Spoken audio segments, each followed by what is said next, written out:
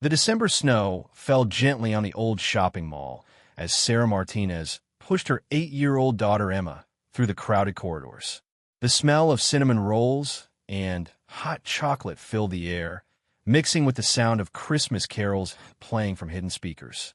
Children laughed and ran between their parents, their eyes wide with excitement as they spotted the elaborate Santa's workshop display at the center of the mall. Emma clutched her mother's hand tighter as they approached the long line of families waiting to see Santa. Her small face was pale, much paler than other children her age, and dark circles shadowed her bright brown eyes. The knitted cap on her head covered what had once been thick, curly hair before the chemotherapy treatments began 6 months ago. Sarah felt her chest tighten as she watched Emma's face light up despite her obvious fatigue. The little girl had been asking to see Santa for weeks, ever since the doctors had delivered the news that Sarah tried desperately to keep from her daughter. Stage for leukemia. Terminal. Perhaps 3 months, maybe less. "Mama, look how pretty Santa's chair is," Emma whispered, pointing to the golden throne surrounded by fake snow and twinkling lights. "Do you think he'll really listen to my wish?" Sarah knelt down beside her daughter, fighting back tears that threatened to spill over. "Of course, sweetheart. Santa always listens to good little girls like you." The line moved slowly, giving Sarah time to study the other families around them. She saw fathers checking their watches, mothers adjusting their children's clothes, siblings arguing over who would sit on Santa's lap first. Normal families with normal problems. She envied them their simple concerns about Christmas presents and holiday schedules. Behind them in line stood Marcus Williams, though Sarah didn't know his name yet. He appeared to be just another grandfather bringing his grandson to see Santa. The boy, about 6 years old, tugged impatiently at Marcus's expensive wool coat while complaining about the weight. Marcus wore simple clothes that day, a deliberate choice to blend in with the crowd. His usual tailored suits and luxury accessories stayed home whenever he ventured into public spaces like this. Marcus had built his fortune quietly over 30 years, buying small properties that others overlooked and transforming them into valuable developments. He owned half the commercial real estate in the city, including this very shopping mall, though few people knew his face or connected him to the Williams Development Corporation signs that dotted the skyline. He had come today, reluctantly, fulfilling a promise to his daughter to take his grandson Tyler to see Santa. His own childhood had been spent in poverty, and he found these holiday traditions somewhat frivolous. But Tyler's excitement reminded him of his own children when they were small, before wealth had changed everything in his family. "Grandpa, why is that little girl so skinny?" Tyler asked loudly, pointing toward Emma. Marcus quickly pulled his grandson's hand down. "Tyler, we don't point at people. That's not polite." But Marcus found himself watching the mother and daughter ahead of him. Something about the woman's posture caught his attention. Sarah stood with the careful stillness of someone carrying an enormous burden, her shoulders set in a way that suggested she was holding herself together through sheer willpower. Emma seemed different from the other children, too. While others bounced and chattered, she conserved her energy, speaking in whispers and leaning against her mother frequently. Marcus had seen that kind of careful movement before, when his own mother had been dying of cancer 30 years ago. The line continued moving forward. Sarah checked her watch and realized they had been waiting for over an hour. Emma hadn't complained once, but she could see her daughter was getting tired. The little girl swayed slightly on her feet, and Sarah wrapped her arm around Emma's shoulders to steady her. "Are you okay, baby?" Sarah asked softly. Emma nodded, but her grip on her mother's hand tightened. "I'm just a little sleepy, but I really want to tell Santa my wish." Marcus watched this exchange with growing interest. His business instincts had always been sharp when it came to reading people, and something about this situation felt significant. He found himself leaning slightly forward, curious about what wish could be so important to a sick child. Finally, their turn came. Emma approached Santa's chair with careful steps, her mother walking beside her. The mall Santa was an older man with a genuine white beard and kind eyes that crinkled when he smiled. He had been playing Santa for 15 years and had developed an intuition about which children carried heavy burdens. "Well, hello there, beautiful," Santa said gently as Emma climbed onto his lap with Sarah's help. "What's your name?" "Emma," she replied in a voice so quiet that Santa had to lean down to hear her. "That's a lovely name. And what would you like for Christmas, Emma?" Emma glanced back at her mother, who stood just a few feet away with tears already forming in her eyes. Then she looked up at Santa with the serious expression of a child who had grown up too fast in recent months. "I don't want toys," Emma said carefully. "I have a different kind of wish." Santa nodded encouragingly. In his years of experience, he had learned that the most important wishes often had nothing to do with presents. "Tell me about it, sweetheart." Emma took a deep breath, gathering courage for what she needed to say. Behind them, Marcus found himself straining to hear over the background noise of the busy mall. Tyler had grown quiet too, perhaps sensing the gravity of the moment. "My mama thinks I don't know, but I heard the doctors talking," Emma began, her small voice carrying more weight than any 8-year-old should bear. "They said I'm very sick, sicker than the medicine can fix." Santa's expression grew more serious, but he maintained his gentle smile. "That must be scary to hear." "A little," Emma admitted. "But I'm not worried about me. I'm worried about my mama." Sarah pressed her hand to her mouth, trying to hold back a sob. She had tried so hard to protect Emma from the full truth, but children often understood more than adults realized. "What worries you about your mama?" Santa asked gently. Emma's voice dropped to an even quieter whisper, but in the relative hush that had fallen around Santa's area, her words carried clearly to those nearby. Marcus found himself holding his breath, waiting to hear what this brave little girl would say next. "Mama cries at night when she thinks I'm sleeping," Emma said, "and she's been looking at papers that make her really sad. I think they're about money because she keeps adding numbers and then putting her head in her hands." Santa nodded understanding. "That does sound worrying. The thing is," Emma continued, her voice growing even smaller, "I heard her on the phone yesterday. She was talking to someone about Christmas, and she said—" Emma paused, looking back at her mother again before continuing. "She said, I don't think I can give Emma a real Christmas this year. After all the medical bills, there's just nothing left." Sarah's tears began flowing freely now. She had tried to have that conversation privately, stepping onto the apartment balcony while she thought Emma was napping. But their small apartment made privacy nearly impossible. "But that's not even the worst part," Emma said, her voice barely audible now. Santa leaned down close to hear her final words. "She doesn't know I heard, but she told her sister on the phone that she doesn't think I'll live past Christmas." The words hit the air like a physical blow. Marcus felt his chest tighten unexpectedly.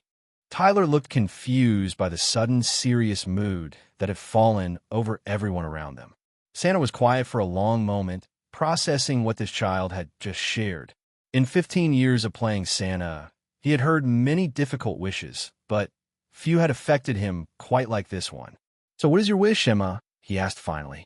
Emma straightened up on Santa's lap, her thin shoulders squaring with determination that seemed far too mature for her age. "I wish my mama could stop worrying about money, so she could just spend time with me. I wish she could smile real smiles instead of pretend ones. And I wish—" She paused, thinking carefully about her words. "I wish she could have a good Christmas too, because if I really am going to heaven soon, I want her to have happy memories about our last Christmas together." The silence that followed was broken only by the distant sound of Christmas music and the normal mall chatter that seemed to fade into background noise around Santa's workshop area. Several people in line had stopped their conversations, moved by the exchange they had just witnessed. Marcus felt something shift inside his chest, a feeling he hadn't experienced in years. His business success had been built on calculated decisions and smart investments, but this moment called for something entirely different. This wasn't about profit margins or development opportunities. This was about a dying child's final wish and a mother's broken heart. Santa held Emma gently, his own eyes misty behind his glasses. That's a very special wish, Emma. The most special kind of wish there is. Do you think you can help? Emma asked hopefully. I think, Santa said carefully, that Christmas magic works in many different ways. Sometimes it comes from the North Pole, and sometimes it comes from the kindness of people right here on Earth. Emma smiled for the first time during their conversation, a genuine smile that transformed her pale face. I hope so. Mama deserves magic. As Sarah helped Emma down from Santa's lap, the little girl turned back one more time. Thank you for listening, Santa. Even if the wish doesn't come true, it felt good to tell someone. Marcus watched the mother and daughter walk away through the crowd, Emma leaning heavily against her mother's side. His mind was already racing, calculating not profits or returns on investment, but possibilities for intervention. His grandson, Tyler, tugged at his coat, ready for his own turn with Santa, but Marcus found his attention completely focused on the retreating figures of Sarah and Emma. Something had awakened in him during those few minutes of overhearing Emma's wish. Perhaps it was the memory of his own mother's struggle with cancer, or maybe it was the simple power of a child's selfless love for her parent. Whatever it was, Marcus knew that this chance encounter was going to change everything for all of them. As Tyler climbed onto Santa's lap and began listing his wishes for video games and toys, Marcus pulled out his phone and opened a new note. He began typing quickly, making a list of phone numbers he would need to call. His assistant's number, his lawyer's office, his accountant, his property manager, and several others. For the first time in years, Marcus Williams was about to use his wealth and influence not for business expansion, but for something far more important. The Christmas wish of a dying child had just set in motion a series of events that would transform not only Emma and Sarah's final weeks together, but Marcus's understanding of what his success could really accomplish. The snow continued falling outside the mall windows as three lives intersected in a moment that none of them would ever forget.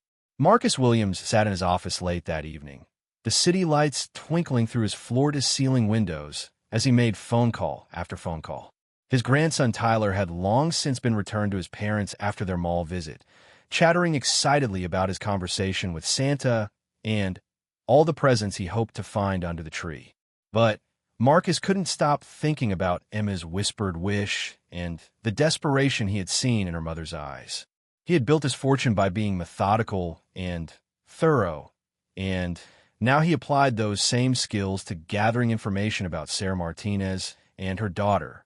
His first call was to his head of security, David Chun, who had worked for the Williams Corporation for over a decade. David had a talent for finding information quickly and discreetly, skills that had proven valuable in Marcus's business dealings many times before. "David, I need you to look into someone for me," Marcus said without preamble when his security chief answered the phone. "A woman named Sarah Martinez. She has an 8-year-old daughter named Emma.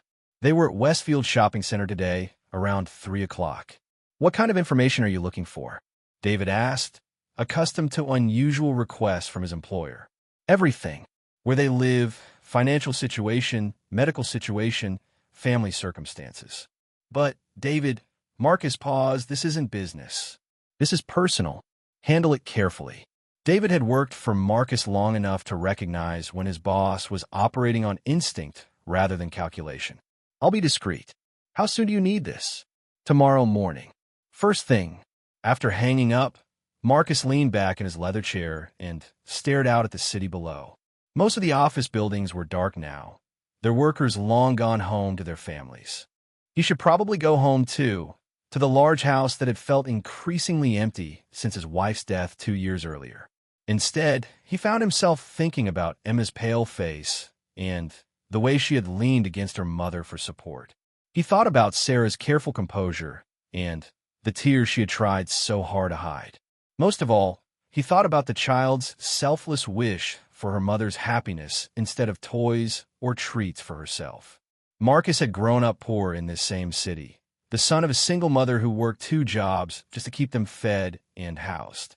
When his mother had been diagnosed with cancer, he was 15 and had watched helplessly as medical bills consumed what little savings they had managed to accumulate.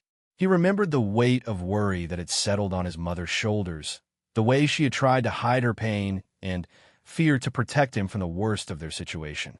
His mother had died 3 months later, leaving Marcus to finish high school while working nights at a grocery store to pay rent on their tiny apartment. The experience had driven him to build his fortune, initially motivated by determination never to feel that powerless again. But somewhere along the way, the money had become an end in itself rather than a means to help others. Now, 30 years later, he found himself with more wealth than he could spend in several lifetimes, but he hadn't thought about using it to help a family like Emma and Sarah until today. The realization bothered him more than he wanted to admit. Marcus picked up his phone again and dialed his personal attorney, Janet Morrison. Janet had handled his legal affairs for 15 years and was one of the few people who knew the full extent of his wealth and property holdings. "Janet, it's Marcus. I know it's late, but I need to discuss setting up some kind of charitable intervention." "What kind of intervention?" Janet asked, her voice alert despite the late hour. "There's a family that needs help. A mother and daughter.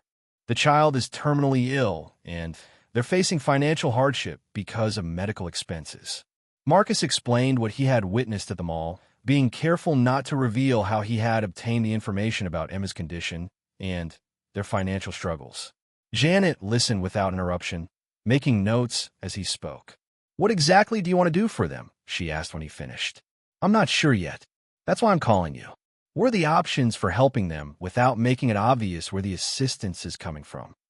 Janet was quiet for a moment, thinking through the possibilities. "We could set up an anonymous charitable fund, or create a fake contest that they happen to win. Another option would be to use an intermediary, someone like a social worker or religious organization, to make the approach. I want them to keep their dignity," Marcus said firmly. "This can't feel like charity or pity. It needs to feel like good fortune, like the kind of Christmas miracle that happens in movies." "That's going to require some creative structuring," Janet warned. "And we'll need to be careful about tax implications and proper documentation. Handle whatever needs to be handled. Money isn't the issue here." After ending the call with Janet, Marcus walked to the window and looked down at the street below. A few cars moved through the light evening traffic, their headlights cutting through the darkness. Somewhere out there, Sarah Martinez was probably sitting up late, trying to figure out how to make Christmas special for her dying daughter while medical bills consumed every dollar she could earn. The next morning arrived with fresh snow and a comprehensive report from David Chun. Marcus read through the file while drinking his morning coffee, feeling his heart sink with each new detail about Sarah and Emma's situation. Sarah Martinez, age 29, worked as a part-time nurse's aide at a local clinic, a job that provided basic health insurance, but barely enough income to cover their small apartment rent. Emma's father had left when she was 3 years old and provided no financial support. Sarah's parents had died in a car accident when she was in college, leaving her with no family support system except for a sister who lived across the country with her own financial struggles. Emma's leukemia had been diagnosed 6 months earlier, and despite the basic health insurance coverage, the specialized treatments and medications had created overwhelming medical debt. Sarah had already sold her car and most of their belongings to pay for treatments that ultimately hadn't stopped the disease's progression. The most heartbreaking detail in the report was a note that Sarah had applied for emergency assistance from several charitable organizations, but had been placed on waiting lists that wouldn't provide help until after the new year. By then, according to the medical records that David had somehow obtained access to, it would likely be too late. Marcus closed the file and immediately called Janet Morrison. "I've reviewed their situation. It's worse than I thought. I want to move quickly on this." "I've been thinking about your request since last night," Janet said. "I have an idea that might work. What if we create a fake radio station contest? A Christmas wishes come true promotion where families can win a cash prize and gifts. We make sure Sarah and Emma get selected as winners." Marcus considered this approach. "How would we get them to enter such a contest?" "We don't need them to enter. Contest rules can include nominations by community members. We arrange for someone to nominate them.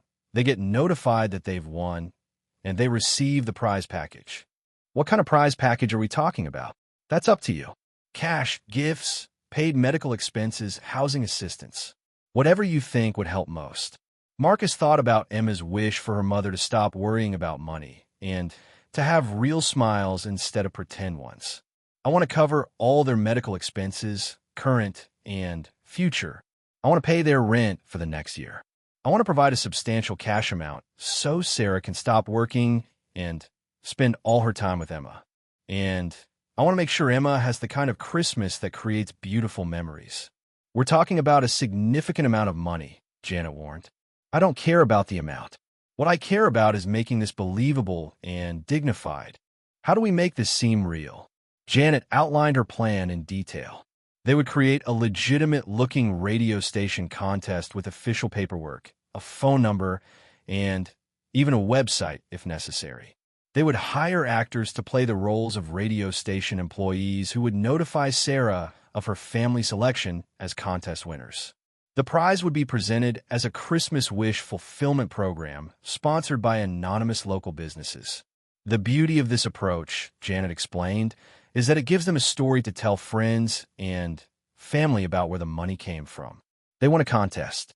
It's not charity, it's good luck.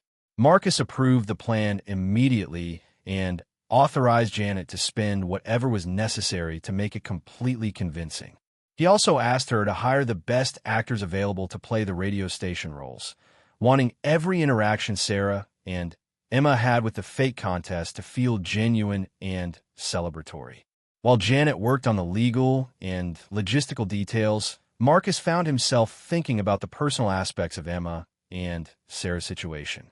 The contest would solve their financial problems, but Emma had also wished for her mother to have real smiles and for them to create happy memories together during their remaining time. Money alone wouldn't accomplish that. Emma was dying, and no amount of wealth could change that devastating reality. But perhaps there were other ways to help make their final weeks together more meaningful and less burdened by practical concerns. Marcus called his assistant, Patricia, who had been organizing his schedule and managing his personal affairs for 8 years. Patricia had raised 3 children of her own and had the kind of practical wisdom that Marcus had learned to trust completely.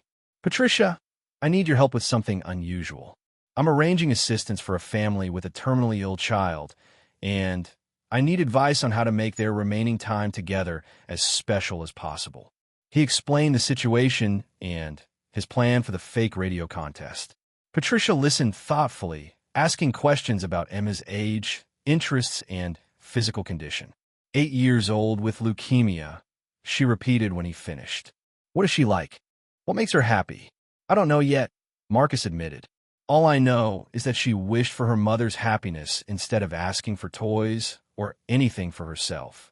That tells me she's a very mature little girl who loves her mother deeply, Patricia said. Children like that often enjoy adult activities more than typical kid things. Art projects they can do with their parent. Cooking together. Books they can read as a family. Experiences that create connection rather than just entertainment. Patricia suggested that in addition to the financial assistance, they could arrange for special experiences that would give Sarah and Emma opportunities to create the kind of memories that would comfort Sarah after Emma was gone. Museums, concerts, special dinners, visits to places Emma had always wanted to see. The key, Patricia explained, is making sure these experiences don't exhaust her.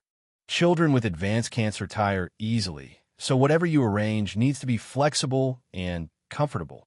Marcus authorized Patricia to research possibilities and make preliminary arrangements for a variety of experiences that could be offered to Sarah and Emma as part of their contest prize package.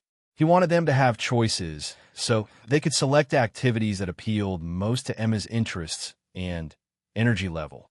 As the day progressed, Marcus found himself completely absorbed in planning for a family he had never officially met. His regular business meetings felt trivial in comparison to the project of bringing joy to a dying child and her devoted mother. For the first time in years, he felt a sense of purpose that went beyond profit margins and property development. Late that afternoon, Janet called with an update. The fake radio station contest was coming together quickly. She had hired a small marketing company to create professional-looking materials and had arranged for a local theater group to provide actors for the notification calls. The website would go live by the end of the week, backdated to look like the contest had been running for several weeks. "We'll be ready to make contact with them by Monday," Janet reported.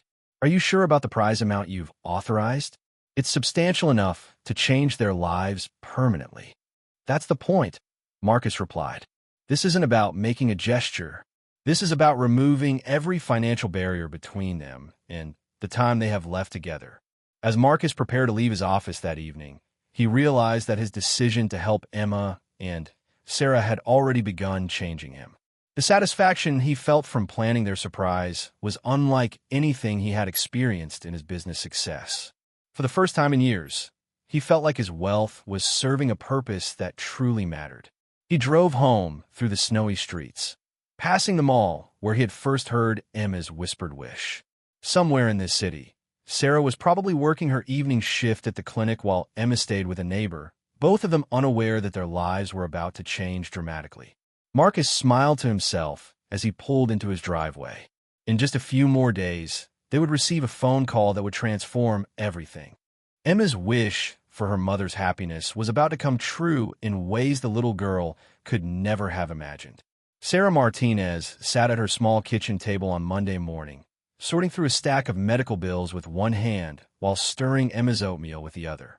The numbers on the papers seemed to grow larger every day, and her paycheck from the clinic felt smaller in comparison. She had been awake since 4 a.m, unable to sleep with the weight of financial worry pressing down on her chest. Emma was still asleep in their shared bedroom, her small body curled around a stuffed rabbit that had become her constant companion since starting chemotherapy. The apartment was quiet except for the gentle hum of the space heater that Sarah ran constantly now, knowing that Emma's weakened immune system couldn't handle even the slightest chill. The phone rang at exactly 9 o'clock, startling Sarah from her calculations. She rarely received calls this early unless it was the clinic calling her in for an extra shift, which would normally be welcome news. But Emma had a doctor's appointment this afternoon, and Sarah couldn't afford to miss it. "Hello," she answered cautiously. "Good morning. Is this Sarah Martinez?" The voice on the other end was cheerful and energetic like a radio disc jockey. "Yes, this is Sarah." "Sarah, this is Rebecca Foster from WMGC 98.5 FM, and I have some incredible news for you. You and your daughter Emma have been selected as the grand prize winners of our Christmas Wishes Come True contest." Sarah blinked in confusion. "I'm sorry, what contest? I don't remember entering any contest." Rebecca's voice remained upbeat and professional. "You didn't enter yourself, Sarah. Someone in your community nominated your family for our special holiday contest. We've been running this promotion for the past month, asking listeners to nominate families who could use some Christmas magic in their lives." Sarah felt her heart skip a beat. "Someone nominated us?" "They certainly did. And, Sarah, when our selection committee reviewed your nomination, they were so moved by your story that they unanimously chose your family as our grand prize winners." "Are you sitting down?" Sarah wasn't sitting down. She was standing in her tiny kitchen, gripping the phone with white knuckles and feeling like the floor might disappear beneath her feet. "What kind of prize?" "Sarah, your family has won a complete Christmas miracle package valued at over $200,000. The number hit Sarah like a physical blow. She grabbed the edge of the kitchen counter to steady herself, certain she had misheard.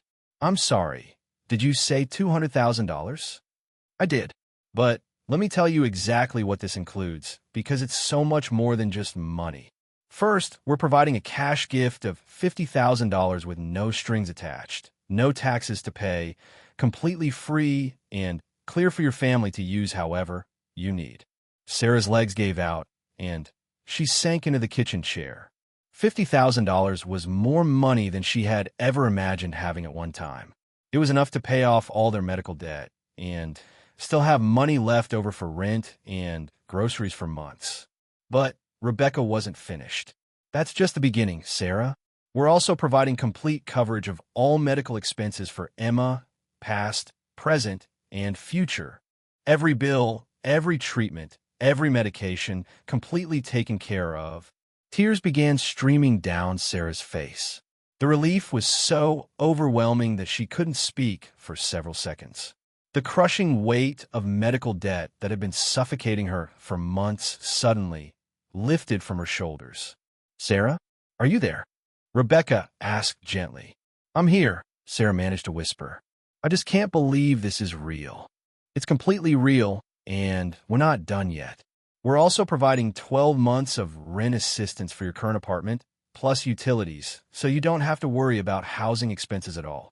And we have a special experience package worth $25,000 that will allow you and Emma to create beautiful memories together." Sarah was crying too hard to respond coherently. She pressed her hand to her mouth, trying to muffle the sobs that threatened to wake Emma in the next room. Rebecca's voice softened with understanding. "Sarah, I know this is overwhelming. Why don't I give you a few minutes to process this information, and then I'll call you back to discuss the details and arrange for delivery of your prize package." "Wait," Sarah said through her tears. "Who nominated us? I need to know who to thank." The nomination was submitted anonymously, which is allowed under our contest rules. But, Sarah, whoever nominated your family clearly cares about you and Emma very much. They wrote the most beautiful letter about your daughter's courage and your devotion as a mother. Our entire staff was in tears when we read it. After hanging up the phone, Sarah sat in her kitchen for several minutes, staring at the medical bills spread across her table.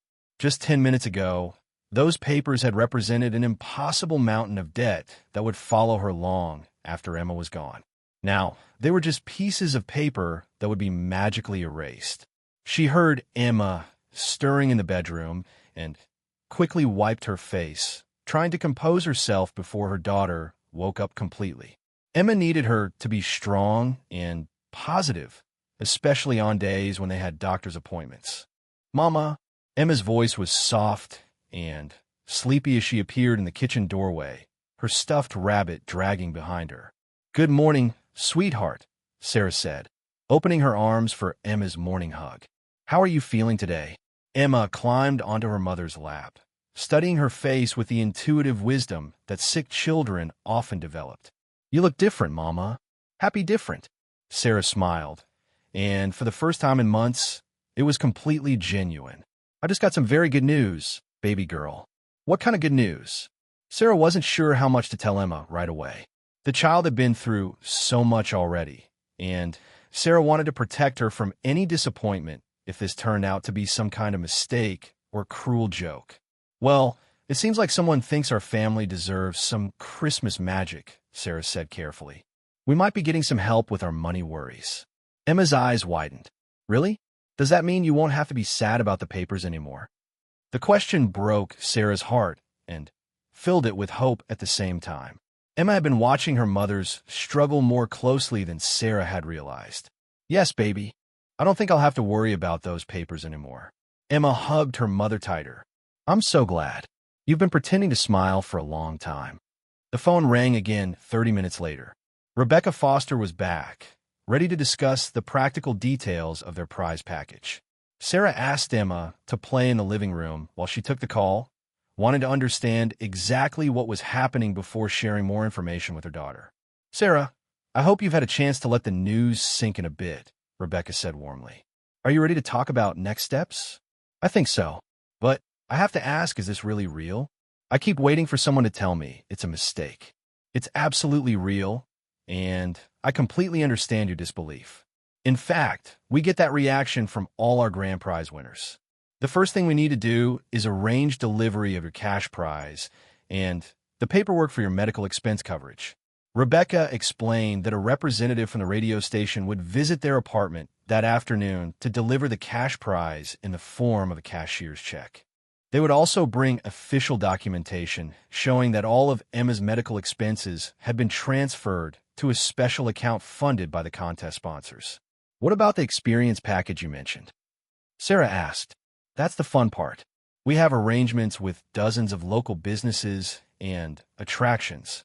Museums, theaters, restaurants, spa services for you, special activities for Emma, even travel opportunities if she feels up to it.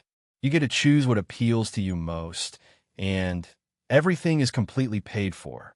Sarah thought about Emma's love of art and animals, her fascination with stories, and her dream of someday seeing the ocean. What kinds of activities are available for children who have limited energy?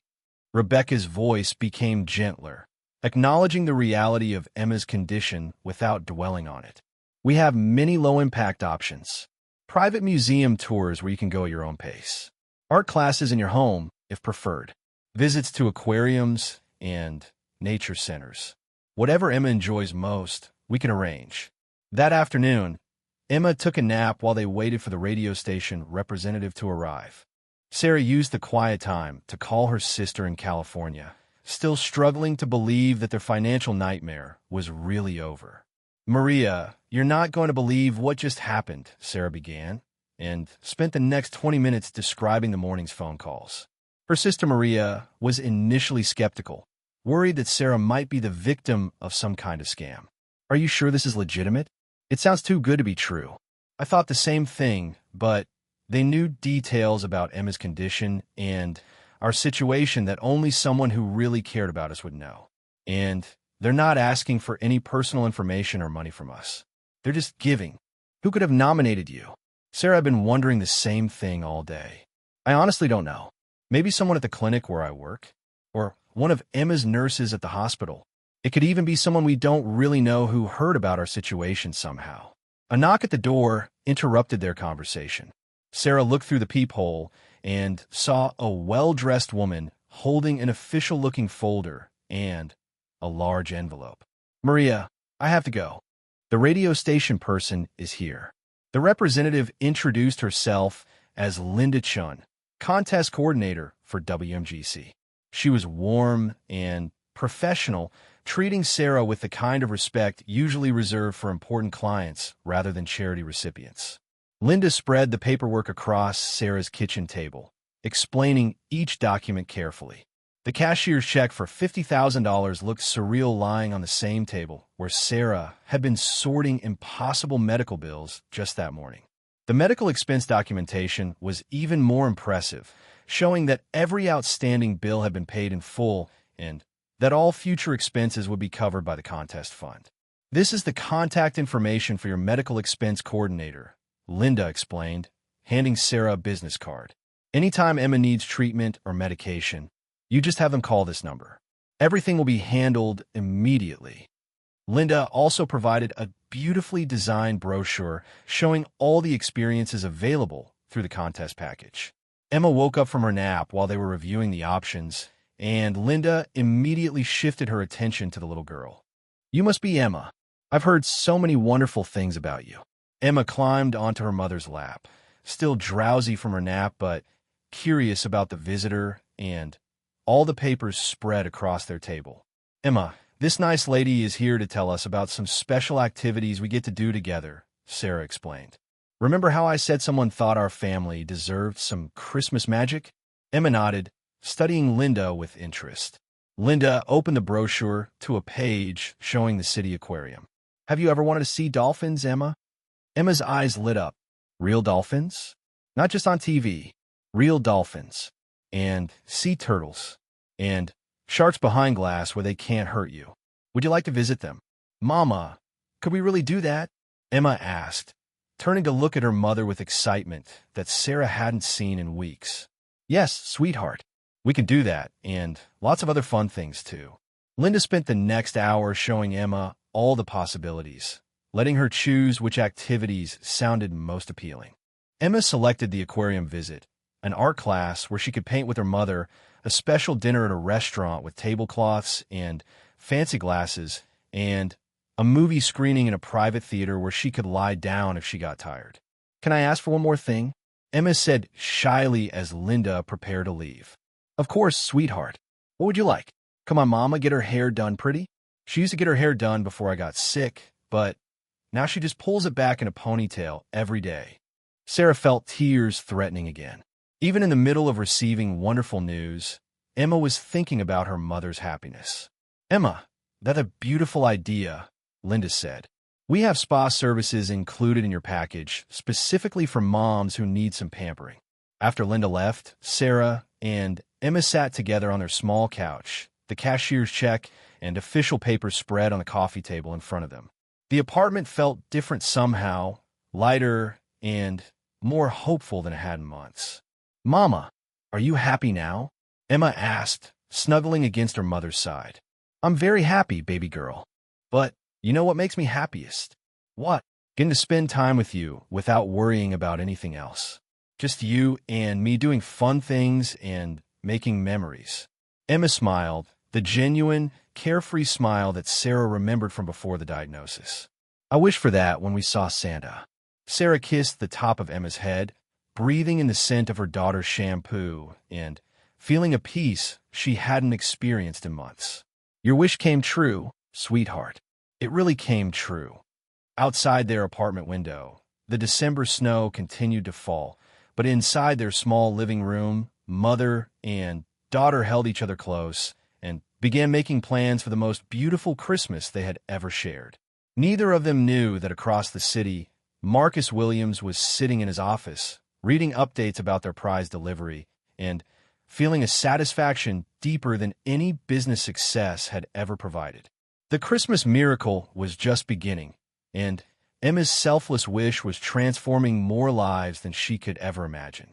Marcus Williams found himself doing something he hadn't done in years. He was taking long lunch breaks, leaving the office early, and declining evening business meetings. His assistant Patricia noticed the change immediately, but wisely chose not to comment on her employer's sudden shift in priorities. For the past week, Marcus had been secretly following the activities that Sarah and Emma were enjoying through their contest prize package. Through carefully arranged reports from the various venues and service providers, he learned about each experience and found himself living vicariously through their joy. The first activity had been Emma's visit to the city aquarium. Marcus had received a brief report from the facility director, who mentioned that the little girl had spent over an hour watching the dolphins and had asked dozens of thoughtful questions about marine life. The director noted that despite Emma's obvious physical frailness, her curiosity and intelligence were remarkable. "The mother was wonderful too," the director had added during his phone call to Marcus. You could see how much she loved watching her daughter's excitement. They held hands the entire time and took hundreds of pictures together. Marcus had arranged for professional photographers to discreetly capture moments from each of Emma and Sarah's experiences, creating a collection of beautiful memories that would be presented to them at the end of their prize package activities. He wanted Sarah to have those images to treasure after Emma was gone. The art class had taken place in Sarah and Emma's apartment, with a private instructor bringing supplies for both mother and daughter to create paintings together. According to the instructor's report, Emma had painted a picture of two dolphins swimming together, while Sarah had painted a portrait of Emma at the aquarium, her face glowing with wonder. They laughed so much during that session, the instructor had told Marcus. Real laughter, not forced cheerfulness. The little girl has such a bright spirit, and seeing her mother relax and enjoy herself was beautiful to witness. Marcus had also arranged for the paintings to be professionally framed and for additional art supplies to be delivered to their apartment so Emma could continue painting whenever she felt strong enough. The spa day for Sarah had been scheduled while Emma spent time with a specialized pediatric companion, someone trained to care for children with serious illnesses. Marcus had been particular about this arrangement, wanting Sarah to have genuine relaxation without worrying about Emma's care. The spa director reported that Sarah had initially seemed uncomfortable accepting such luxury, but had gradually relaxed as the day progressed.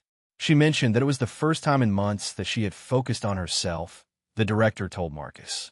By the end of the day, she looked like a completely different person, refreshed and beautiful. But it was a report from their dinner at the city's finest restaurant that affected Marcus most deeply. The restaurant manager called him personally to describe the evening. "Mr. Williams, I've been in this business for 20 years, and I've never seen anything quite like last night," the manager began. The little girl was so polite and mature, asking questions about every course and thanking our staff repeatedly. But what really stood out was how she kept telling her mother how pretty she looked and how happy she seemed. The manager continued. At one point during dessert, the little girl reached across the table, took her mother's hand, and said, "Mama, this is the best night of my whole life." There wasn't a dry eye in the restaurant. Our entire staff was moved by their obvious love for each other. Marcus had to clear his throat before responding to the manager's report. "Thank you for taking such good care of them. It was our privilege.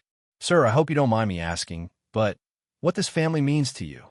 The way you've arranged, everything suggests this is more than just business." Marcus considered the question for a moment. "Let's just say that sometimes you witness something that reminds you why life matters." As the week progressed, Marcus found himself thinking about Emma and Sarah constantly. He had started each day by reading updates about their activities, and he had ended each evening by reviewing the photographs that were being collected for their memory album. The pictures told a story of transformation that went beyond the financial assistance he had provided. In the early photos from the aquarium, both Sarah and Emma looked somewhat tentative, as if they were afraid to fully embrace their good fortune. But as the week progressed, their smiles became more natural and their body language more relaxed. Emma's physical condition was clearly declining. Even Marcus could see that in the photographs. She moved more slowly, leaned on her mother more frequently, and tired more easily. But paradoxically, she also seemed happier and more at peace than she had appeared during their encounter at the mall. Sarah's transformation was even more dramatic. The stressed, overwhelmed woman Marcus had observed at Santa's workshop had been replaced by someone who looked rested, confident, and genuinely joyful. Her hair was styled beautifully from her spa visit. She wore new clothes that had been included in their prize package. And, most importantly, her smiles looked authentic rather than forced. On Friday afternoon, Marcus received an unexpected phone call from Linda Chun, the actress he had hired to play the contest coordinator. Linda had delivered their initial prize package and had continued serving as their main point of contact throughout the week. "Mr. Williams, I need to speak with you about something," Linda said, her voice serious. "I've been working with this family for a week now, and I need you to know that what you've done for them goes far beyond the money and experiences." Marcus set aside the property development contract he had been reviewing. "What do you mean? I've been acting for 15 years, and I've never had a role affect me like this one has. Watching Emma and Sarah this week has been incredible. But more than that, I've learned things about them that I think you should know." Linda explained that during her various interactions with Sarah and Emma, she had gradually learned more about their situation. Emma's condition was progressing faster than the doctors had initially predicted. Her recent blood work suggested that she might only have a few weeks left rather than the 3 months originally estimated. "The thing is," Linda continued, "Emma knows. She's not fooled by her mother's attempts to protect her from the truth. And Sarah knows that Emma knows. They're both trying to protect each other from the full reality of their situation." Marcus felt his chest tighten. How is Emma handling that knowledge? With more grace than most adults would manage. Yesterday, when I was helping them plan their remaining activities, Emma asked me something that I can't stop thinking about. Linda paused, collecting herself before continuing. She asked me if the contest sponsors would consider doing something special for her mother after she's gone. She said, "Mama is going to be very sad when I go to heaven, and I want her to know that she's still important to someone." Marcus had to grip his desk chair to steady himself. The idea of this dying child worrying about her mother's future grief was almost too heartbreaking to bear. "What did you tell her?" "I told her that people who care enough to create contests like this one don't stop caring just because circumstances change." I hope that was the right thing to say. Marcus was quiet for several seconds, processing this information and its implications. He had initially planned to end his involvement with Sarah and Emma after their current prize package was complete. But Emma's concern for her mother's future suggested that his intervention needed to extend beyond her lifetime. "Linda, I want you to arrange one more special activity for them. Something Emma can give to her mother as a gift. Something that will remind Sarah how much Emma loves her. What did you have in mind? Marcus thought about Emma's artistic talents and her love for her mother. Could we arrange for them to work together on some kind of permanent art project? Maybe something that incorporates their handprints or a recording of Emma's voice. Something Sarah can treasure forever. I think that's a beautiful idea. I'll research options and get back to you. After ending the call with Linda, Marcus sat in his office and looked out at the city skyline. The business world that had consumed his attention for decades suddenly felt trivial compared to the drama playing out in a small apartment across town. A little girl was dying, but she was spending her final weeks worrying about her mother's future happiness. Marcus realized that his involvement with this family had changed him in ways he was only beginning to understand. For years, he had focused on building wealth and acquiring property, but he had lost sight of the human connections that gave life meaning. Emma's selfless love for her mother had reminded him of values he thought he had forgotten. He picked up his phone and called Janet Morrison, his attorney. "Janet, I need to discuss expanding our charitable intervention with the Martinez family." "What kind of expansion?" "I want to establish ongoing support for Sarah after Emma passes away. Not just financial support, though that's part of it. I want to make sure she has emotional and practical support to help her rebuild her life." Janet was quiet for a moment. "Marcus, are you sure about this level of involvement? You're talking about a long-term commitment to someone you've never officially met." "I've never been more sure of anything in my life. This little girl is dying, but she's worried about her mother's future. I have the resources to ensure that Sarah will be okay, and Emma deserves to know that her mother will be cared for." Marcus outlined his vision for Sarah's future support. He wanted to establish a permanent fund that would provide her with financial security, educational opportunities if she wanted to pursue additional training, and access to grief counseling and support groups. He also wanted to create a foundation in Emma's name that would help other families facing similar situations. "This is going to require significant planning and legal structure," Janet warned. "Then start planning. And, Janet, I want to make sure Sarah understands that this ongoing support is as much about honoring Emma's memory as it is about helping her personally." That evening, Marcus drove through the neighborhood where Sarah and Emma lived. He didn't stop at their apartment building or attempt to see them, but he wanted to understand their daily environment better. The neighborhood was modest, but well-maintained, with small apartment buildings and local businesses that suggested a close-knit community. As he drove past their building, Marcus saw lights in what he knew was their apartment window.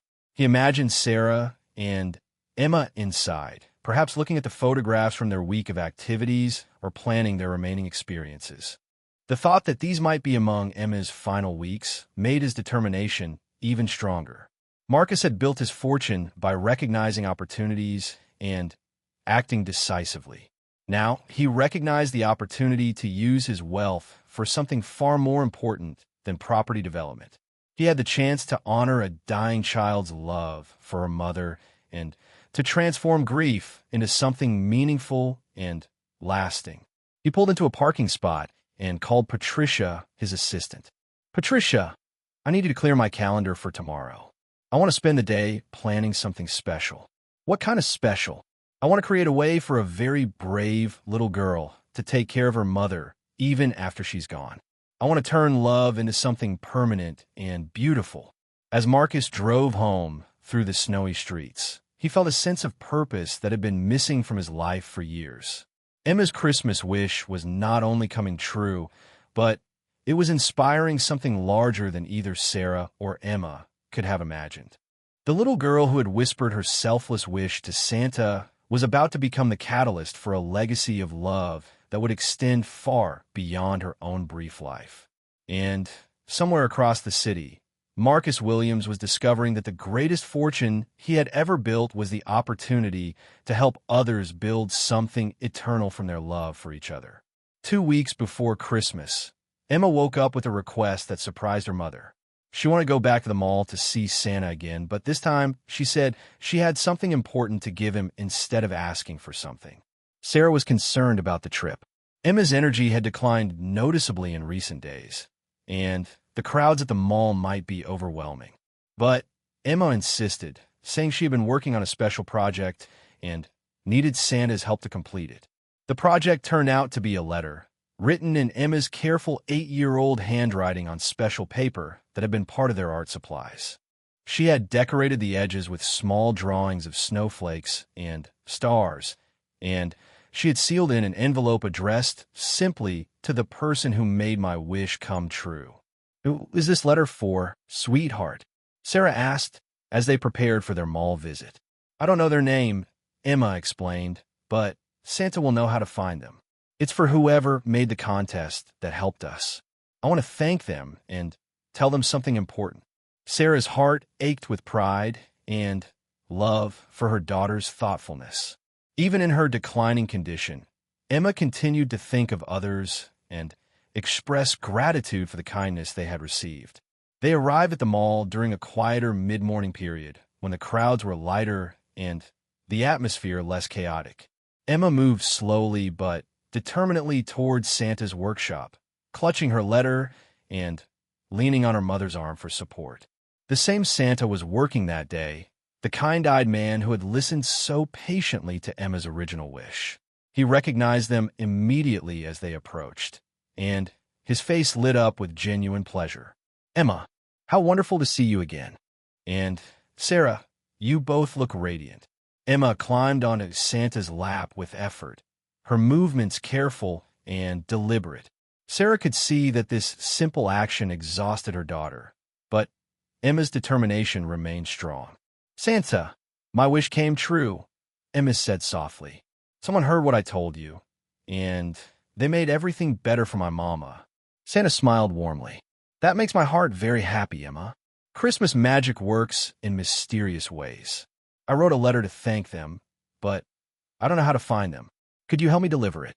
Emma handed Santa the envelope, explaining that she wanted to make sure the mysterious contest sponsors knew how grateful she was and how much their kindness had meant to her family. Santa accepted the letter solemnly, as if it were a precious treasure. "I promise this will reach the right person, Emma." "That's a very special promise from Santa. There's something else I need to tell you," Emma continued, her voice growing even quieter. "I know I'm going to heaven soon, probably before Christmas, but I'm not scared anymore because I know my mama will be okay now." Sarah had to turn away to hide her tears. Emma's calm acceptance of her situation and her continued concern for others demonstrated a maturity and grace that amazed everyone who met her. Mama won't have to worry about money, and she has beautiful memories of our special time together. The people who helped us gave her something more important than presents. They gave her peace. Santa listened to every word, his experienced eyes reflecting the depth of emotion that Emma's situation evoked. In his 15 years of playing Santa, he had never encountered a child quite like Emma Martinez. What Emma didn't know was that Marcus Williams was once again in the mall that day. Linda Chun had called him when Sarah contacted her about Emma's wish to return to Santa, and Marcus couldn't resist the opportunity to observe their visit from a distance. He positioned himself behind a pillar near the food court, far enough away to remain unnoticed, but close enough to see Emma hand her letter to Santa. Even from his distant vantage point, Marcus could see the little girl's frailty and the careful way her mother supported her. After Emma and Sarah left the mall, Marcus approached Santa's workshop. He had never spoken to the mall Santa directly, but he felt compelled to understand what Emma had shared during their conversation. "Excuse me," Marcus said quietly when the area around Santa's chair was temporarily empty. "I'm wondering if you could help me with something unusual." The Santa studied Marcus with the intuitive wisdom that came from years of reading people. "What can I do for you? A little girl just gave you a letter. Her name is Emma Martinez. I believe that letter might be intended for me." Santa's eyebrows raised slightly. "Are you the person who made her Christmas wish come true?" "I am." Santa reached into his coat pocket and withdrew Emma's envelope, but he didn't immediately hand it over. "Before I give this to you, I need to understand something. What you did for that family, was it just charity, or was it something more? Marcus considered the question carefully. It started as an impulse to help, but it became something much deeper. That little girl and her mother changed my life by showing me what real love looks like. Santa nodded and handed him the letter. Then, you deserve to read what she wrote. Marcus waited until he reached his car before opening Emma's envelope. Her letter was written on both sides of the decorative paper, her handwriting becoming smaller toward the end as she worked to fit in all her thoughts. Dear person who helped my family, the letter began. I don't know your name, but I know you have a very good heart. My mama told me that someone nominated us for a contest, but I think you are much more than just someone who entered our names. Emma's letter continued for several paragraphs, describing how their lives had changed since receiving the contest prize. She wrote about her mother's genuine smiles, their special activities together, and the peace that had replaced the worry in their home. But I want to tell you something very important, Emma's letter continued. I'm going to die soon. The doctors told my mama, and I heard them. I'm not scared about dying because I believe in heaven, and I think it will be beautiful there. Marcus had to stop reading for several minutes, overwhelmed by this child's extraordinary courage and acceptance. What I'm worried about is my mama after I'm gone. She will be very sad, and I want her to know that she is still special and important. Could you please make sure she remembers that? Could you help her find new ways to be happy? The letter concluded with a paragraph that Marcus would never forget. I know you don't know me, but you saved my mama's life by helping us. Not just with money, but by giving her back her hope. When I get to heaven, I will pray for you every day and ask God to bless you for your kindness. Thank you for making my mama smile real smiles again. Love, Emma. Marcus sat in his car in the mall parking lot, crying for the first time in years. This 8-year-old girl, facing her own death, had spent her final weeks worrying about her mother's future happiness and thinking about how to thank the stranger who had helped them. He called Janet Morrison immediately. Janet, we need to accelerate our plans for Sarah's long-term support. Emma's condition is deteriorating faster than expected. How can you tell? Marcus read portions of Emma's letter to his attorney, explaining how the child's maturity and acceptance suggested that the end was approaching more quickly than anyone had anticipated. I want everything finalized within a week, Marcus continued. The trust fund, the foundation, the support network, everything. And I want to arrange one final surprise for them before Emma passes away. What kind of surprise? Marcus had been thinking about this during his drive home from the mall. Emma's letter had mentioned her belief in heaven and her lack of fear about dying. But he wanted to create something that would give both Emma and Sarah a tangible reminder of their love that would last forever. I want to arrange for them to plant a tree together, somewhere beautiful and permanent, with a plaque commemorating Emma's life and their love for each other. I want Sarah to have a place where she can go to feel close to Emma after she's gone. Janet worked with unprecedented speed to finalize all the legal arrangements for Sarah's future support. Meanwhile, Marcus personally selected a location for Emma's tree in the city's most beautiful botanical garden. He arranged for the garden staff to prepare a special planting ceremony and to create a memorial plaque that would honor Emma's memory. The tree planting took place on December 22nd, just 3 days before Christmas. Emma was very weak by then, requiring a wheelchair for most of the ceremony, but her spirit remained bright. She and Sarah planted a young, flowering cherry tree that would bloom every spring, creating an annual celebration of renewal and hope. This tree will grow big and beautiful, Emma told her mother as they gently placed soil around the small tree's roots. And every spring when it blooms, you can remember all our happy times together. The memorial plaque read, "In honor of Emma Martinez, whose love and courage inspired countless acts of kindness. May this tree grow strong and beautiful like the love between a mother and daughter that never ends." Marcus watched the ceremony from a distance, hidden among other visitors to the botanical garden. He saw Sarah's tears mix with joy as she helped her dying daughter complete this final meaningful activity. He saw Emma's peaceful satisfaction as she touched the tree's bark and whispered something private to her mother. 3 days later, on Christmas morning, Emma Martinez passed away peacefully in her mother's arms. She died at home, surrounded by the beautiful photographs and artwork from their special weeks together, with the morning sun streaming through windows that overlooked the city where her Christmas wish had come true. Sarah's grief was overwhelming, but it was supported by the comprehensive network that Marcus had established.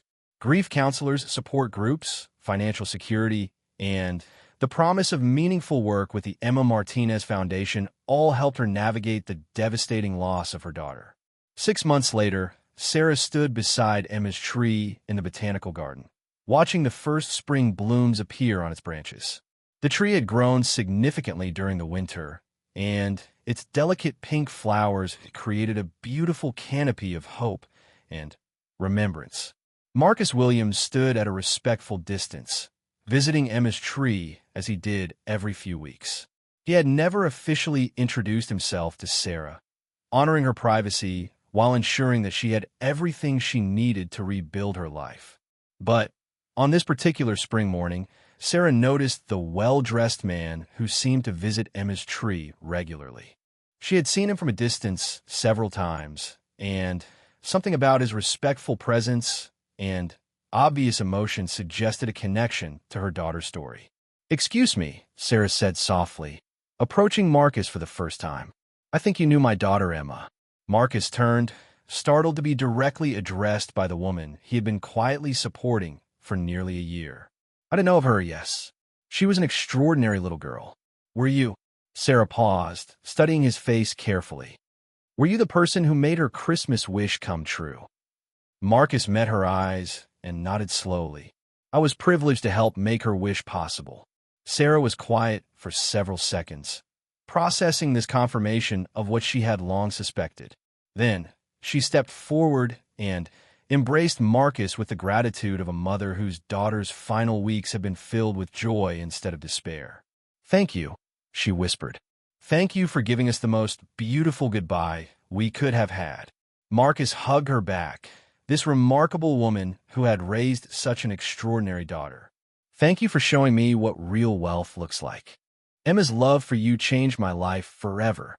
They stood together beside Emma's blooming tree, two people whose lives had been forever intertwined by an 8-year-old girl's selfless Christmas wish.